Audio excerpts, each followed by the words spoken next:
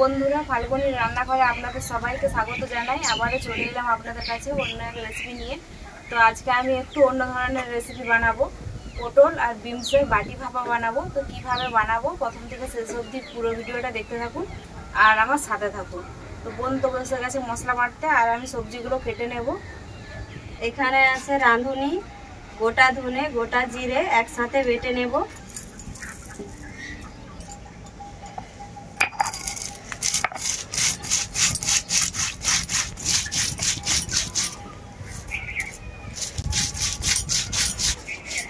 Beans আর পটলের ভাপা বানানোর জন্য আমি বিনসগুলোকে এইরকম ছোট ছোট সাইজ করে কেটে নিচ্ছি।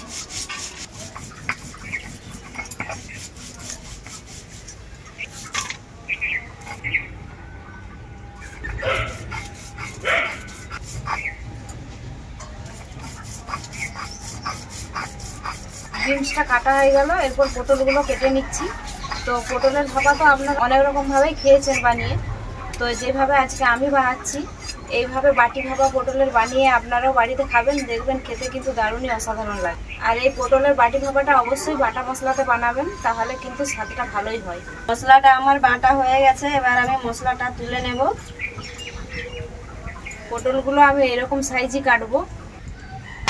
এরপর আমি অল্প করে আদা বেটে নেব। এই রেসিপিতে অল্প করে আদা দিলে রেসিপিটা ভালো হবে। পটলগুলো আপনাদের দাদা ভাই বাজার থেকেই কিনে এনেছে, কিন্তু পটলগুলো একদম নরম।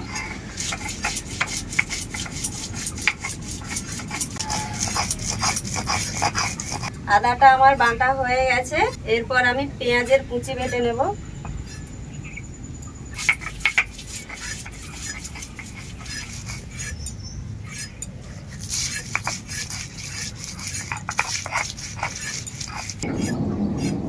পেঁয়াজটা আমার বাটা হয়ে গেছে, এরপর আমি শুকনো লঙ্কা বেটে নেব।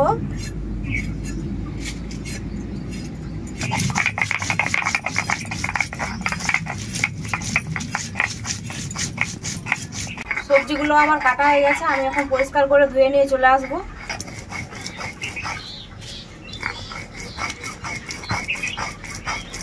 শুকনো লঙ্কাটাও আমার বাটা হয়ে গেছে। পটল আর বিনসটা আমি খুব ভালো করে ধুয়ে নিয়ে চলে এসেছি। এরপর বাটি ভাপা বানানোর জন্য এখানে আমি একটা বাটি নিয়েছি। তো বাটির মধ্যে পটল আর বিনসটা দিয়ে দেব।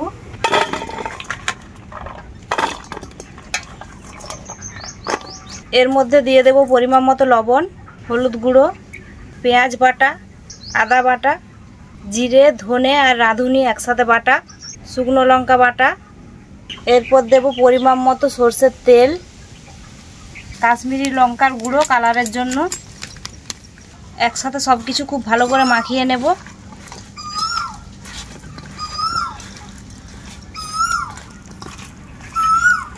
খুব ভালো করে সব কিছু আমার একসাথে মাখানো হয়ে গেছে, কিছুক্ষণের মতো ঢেকে রেখে দেব। তো আমার হাতে সময় নেই, আমি বেশিক্ষণ ঢেকে রাখতে পারলাম না। আপনারা এটা 30 থেকে 40 মিনিটের মতো ঢেকে রাখবেন। কাঠের আগুনটা আমি ধরিয়ে দিয়েছি। তো এরপর বসিয়ে দেব কড়াইটা। পটল আর বিনসের বাটি ভাপার জন্য কড়াইয়ে দিয়ে দেব জল। এরপর আমি কড়াইয়ের মধ্যে স্ট্যান্ডটা বসিয়ে দেবো। স্ট্যান্ডটার ওপরেই বাটিটা বসাবো। এটা কিছুক্ষণের মতো আমি ঢাকা রেখেছিলাম, 10 মিনিটের মতো। তো আপনারা 30 থেকে 40 মিনিটের মতো ঢাকা রাখবেন। তো এটা এরপর আমি বসিয়ে দেবো স্ট্যান্ডের উপরে। উপর থেকে দিয়ে দেবো কয়েকটা কাঁচা লঙ্কা চেরা। এরপর থালাটা ঢাকা দিয়ে খুব ভালোভাবে ভাপিয়ে নেব। কিছুক্ষণের মতো হয়েছে, ঢাকাটা খুলে দেখে নেব কতটা কি হয়েছে।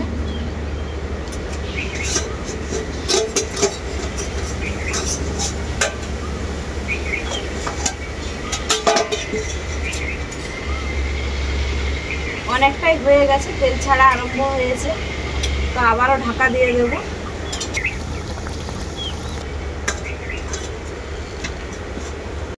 মতো হয়ে গেছে, ঢাকাটা খুলে দেখে নেব। পটল আর বিন খুব সুন্দর সেদ্ধ হয়ে গেছে। এরপর পটল থেকে যে জলটা বেরিয়েছিল সেই জলটাও শুকিয়ে গেছে। পটল আর বিনসের বাটি ভাপা রেসিপিটা আমার পুরোপুরিভাবে রেডি। নামিয়ে নেব।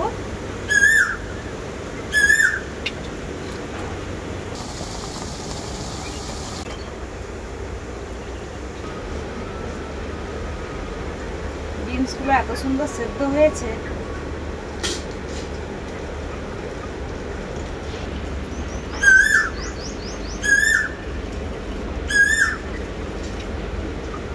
পটল আর বিনস ভাপার গ্রেভিটা এত সুন্দর হয়েছে, মনে হচ্ছে গ্রেভিটা মাখেই পুরো ভাতটা খেয়ে নিই। আর পটলটাও দেখুন কত সুন্দর সেদ্ধ হয়েছে,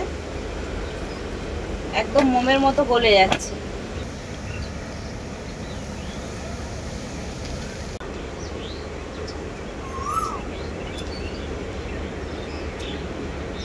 পটলটাও একদম সেই স্বাদ লাগছে। এভাবে না বানিয়ে খেলে বুঝতেই পারবেন না যে এই রেসিপিটা এতটাই টেস্ট। আর আপনাদের হাতে সময় না থাকলে এই গরমের দিনে ইচ্ছেও করে না যে সারাদিন রান্নাঘরে থাকি, কম সময়ের মধ্যেই রান্নাটা হয়ে যাবে আর একদমই ফাটাফাটি রান্না, এই এক তরকারিতেই ভাত খাওয়া হয়ে যাবে। তো বন্ধুরা, আপনারা তো দেখলেনই বিনস আর পটলের বাটি ভাপার রেসিপিটা কেমন করে বানালাম, একদমই সহজভাবে। তো এইভাবে আপনারাও বাড়িতে বানাবেন, বানিয়ে খেয়ে দেখবেন, খেয়ে আমাকে কমেন্ট করে অবশ্যই জানাবেন এই বাটি ভাপার রেসিপিটা কেমন হয়েছে। ভিডিও ভালো লাগলে লাইক শেয়ার সাবস্ক্রাইব অবশ্যই করে দেবেন। যারা যারা এখনও অবধি সাবস্ক্রাইব করেননি অথচ আমার ভিডিওটা দেখছেন, প্লিজ সাবস্ক্রাইব করে আমার পাশে থাকুন। প্রত্যেক দিনের মতো আজকেও বলছি, আপনারা ভালো থাকবেন, সুস্থ থাকবেন, নিজেদের খেয়াল রাখবেন। আবার দেখা হবে পরবর্তী ভিডিওতে নতুন কোনো রেসিপি নিয়ে।